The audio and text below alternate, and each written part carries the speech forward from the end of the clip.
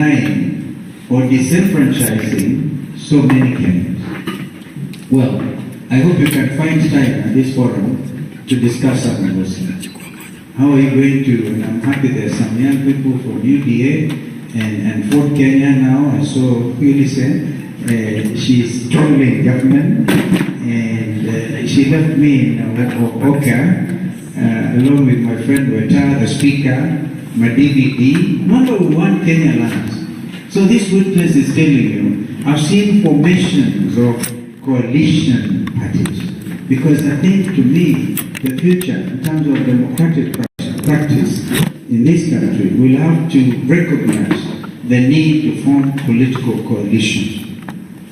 Because, truth be said, we have leadership which belongs in tribal enclaves and things. People believing it is our time to eat, others have eaten, and some are saying we have eaten before, we must continue eating, that kind of thing, which ends up disenfranchising,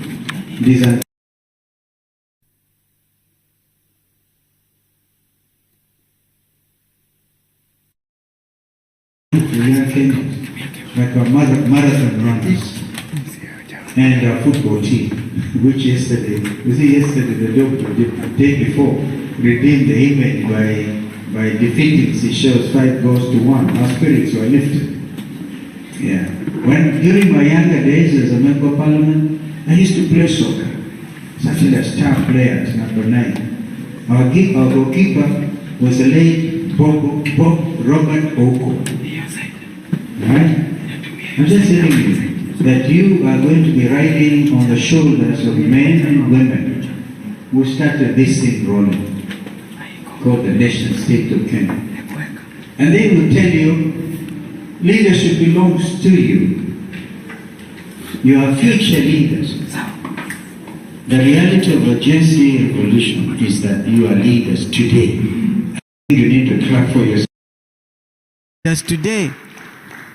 And this is the recognition of the fact that young Kenyans saying, please don't mess up our future anymore, decided to go to the street in exercise of Article 37 of our country's constitution.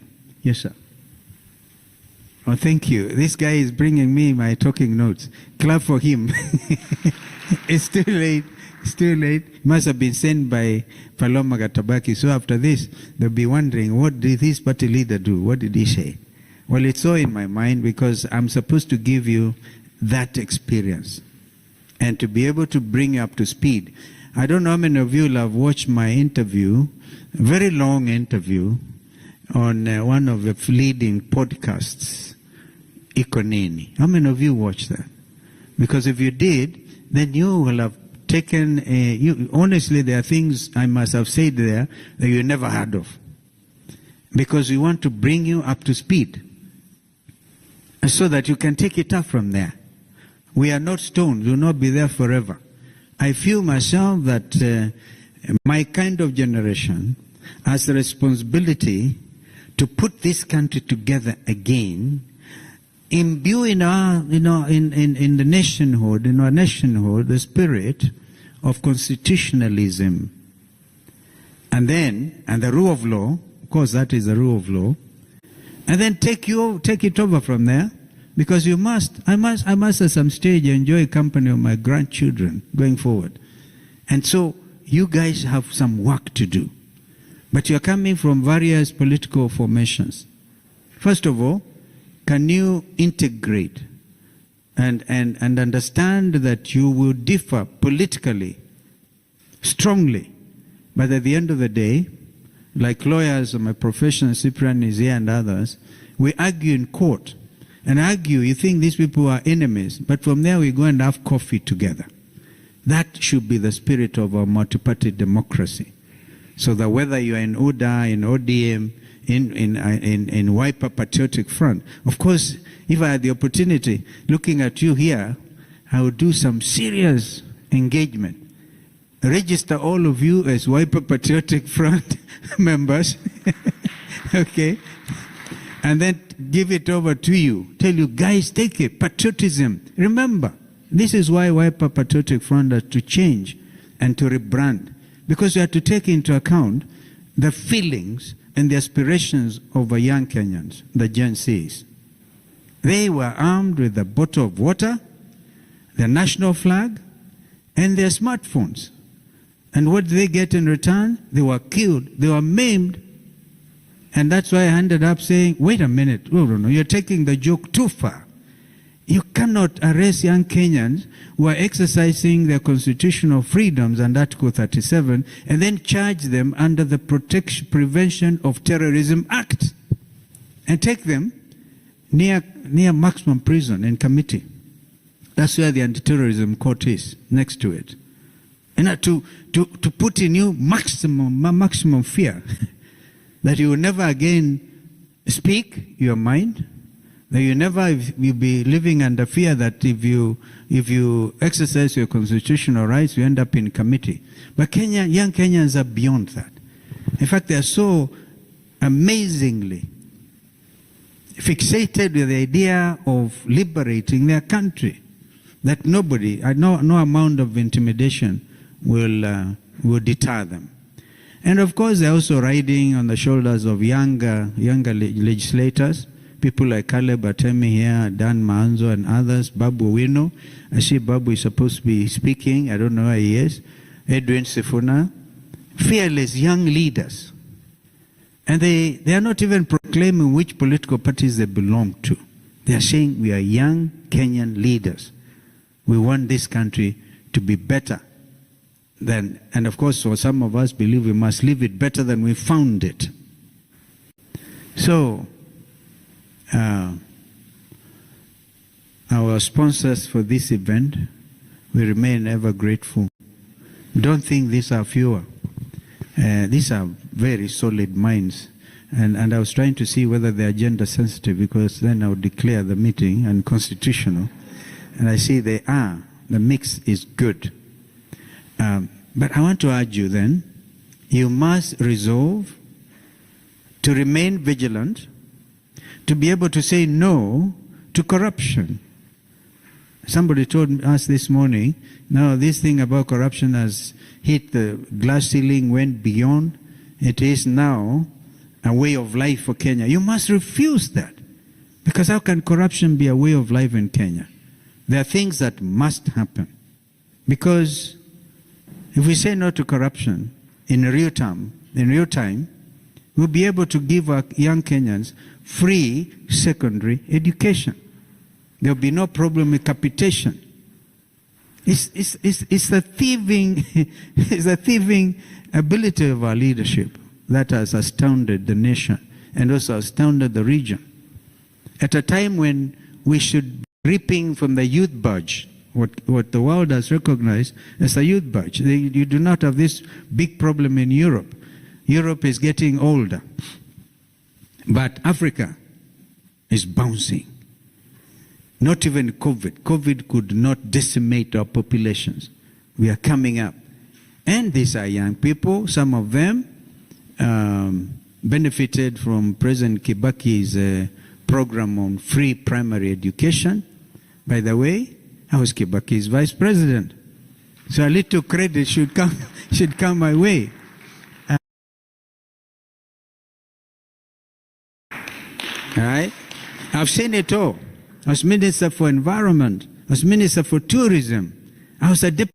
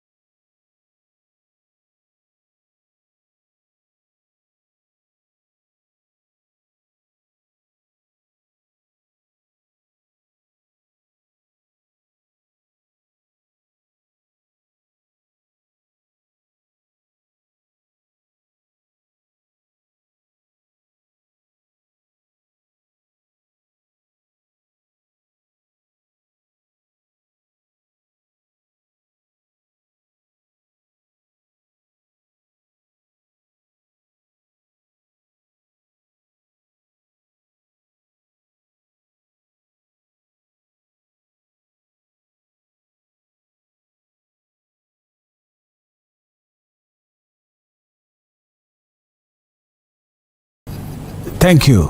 First of all, I must thank you for the invite and appreciate the fact that you have given us an opportunity to tell Kenyans what it is that we are here to do. 60 days today, and we think that we are learning very fast, we are settling in very fast, and we are hopeful that tomorrow will be a better day, not only for IBC, but for the Kenyan nation, in as far as the electoral comportment of this nation is concerned. I thank you.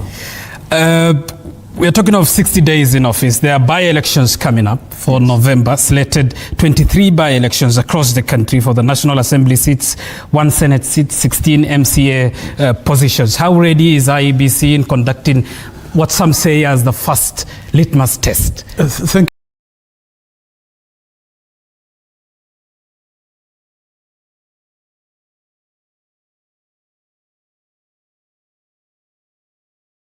I'm sure you are aspiring to be leaders. How many of you are actually aspiring to be leaders?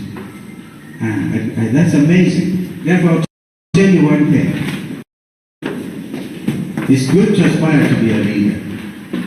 But if you're not clear from the day one, like starting this matter of the prayer,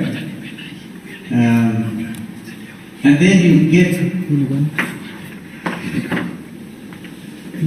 lack of conviction leading you.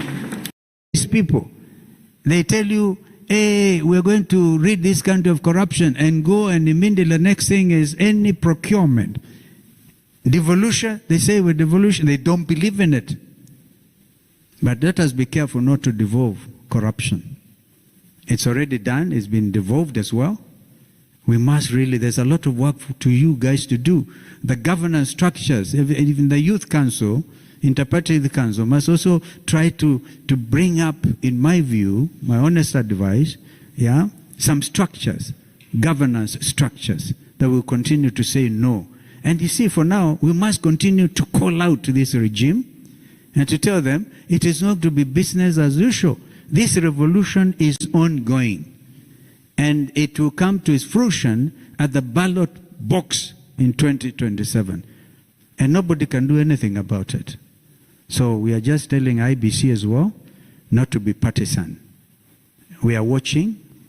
They already procured materials. I must tell you this.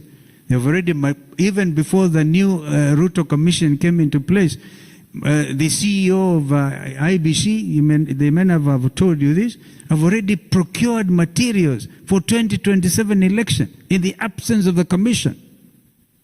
This is how bad things can become. Will you believe that? It is true. So that they will have eaten before the commission comes in. This is the truth. It's a tragedy of our country. Therefore, young people, your future is here.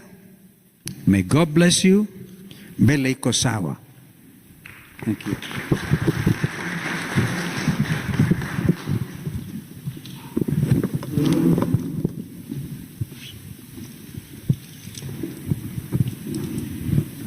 Thank you so much. Thank you. Well done. Yeah.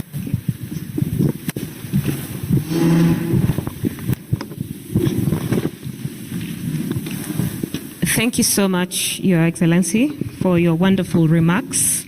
I have taken with me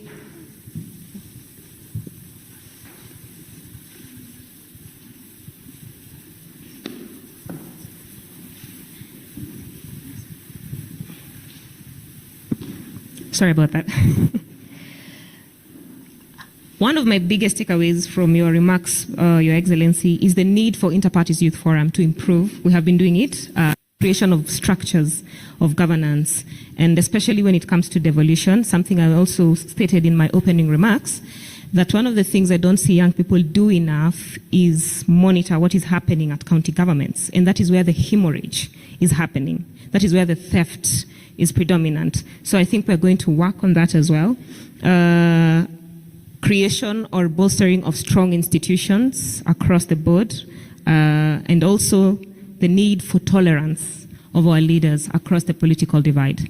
If the Interparties Youth Forum is able, and we've done remarkably in bringing divergent opinions, and I suppose that is why polarization is close to what we are trying to achieve as the Interparties Youth Forum. Tolerance is a great aspect of what we have been doing, and we've really tried and we'll continue to do that and preach the same to our leaders. We are about to go to the first panel session. But before we do go to the panel session, where we'll be talking about unpacking polarization, radicalization, and ethnic politicization, I would like to introduce Mheshimiwa Amisi to just come say hello just give us a few remarks before we start our panel session. Karibu sana, Bwana Amisi.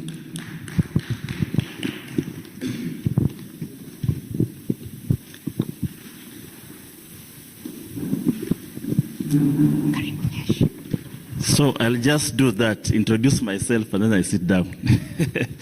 Because really, after the former Vice President has given us a very good speech on a youth agenda, I don't really have much to add on that. And sorry for coming late. I was held up somewhere. I'm rarely late for such youth meeting. So just an introduction. My name is Caleb Amisi Luyai, MP for Saboti, serving second term. Saboti is in Trans Nzoia, Kitale. And those people are very lethal to the government, the current government. So if you are here and you're in the government, I'm not your friend. So be ready to challenge me. I'm just here to also, I think I've been in so many of these youth advocacy meetings until I've exhausted. I just need to listen to you and let's have a conversation. Thank you very much.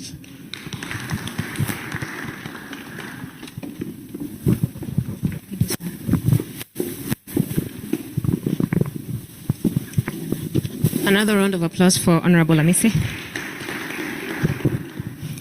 So now we're going to go to our next session. I'm hoping we can have this moved. As they move it, Your Excellency, thank you. I wanted to make First of all, I must thank you for the invite for the Interparties Youth and Forum. appreciate the fact that you have given us an opportunity to tell Kenyans what it is that we are here to do. 60 days today. And we think that we are learning very fast, we are settling in very fast, and we are hopeful that tomorrow will be a better day, not only for IBC, but for the Kenyan nation, in as far as the electoral comportment of this nation is concerned. I thank you. We're talking of 60 days in office. There are by-elections coming up for November, slated 23 by-elections across the country for the National Assembly seats, 1 Senate seat, 16 MCA positions. How ready is IEBC in conducting what some say as the first litmus test? Thank you very much. If you allow me, with your permission, fair enough, to take a minute or two to explain to Kenyans what is it that we have done as a commission that is new and settling in to make sure that we are more prepared to execute our tasks. And the first task that we executed was reconfiguring the way the IEBC commissioners will work as a departure from what was then. Now, the first thing that we did was to elect one of our own, the youngest member of the commission, Fahima Arafat Abdallah, as the vice chair. Now, this is symbolic and powerful because 70% of the population in this country are young people. And we felt that we are not just going to say that we are putting the 70% population of young people at the center of what you're doing, but we want to have one of them being at the highest level that it can get in terms of that management. In addition, we gave her the docket of procurement. We then decided to divide all of us, with the support of the chairperson, into thematic groups so that we have a more positioned and deliberate approach in the way we handle the issues. So the first segment that we devoted was electoral operations. Electoral operations was given to Commissioner Anderito. If you remember, Commissioner Anderito first worked in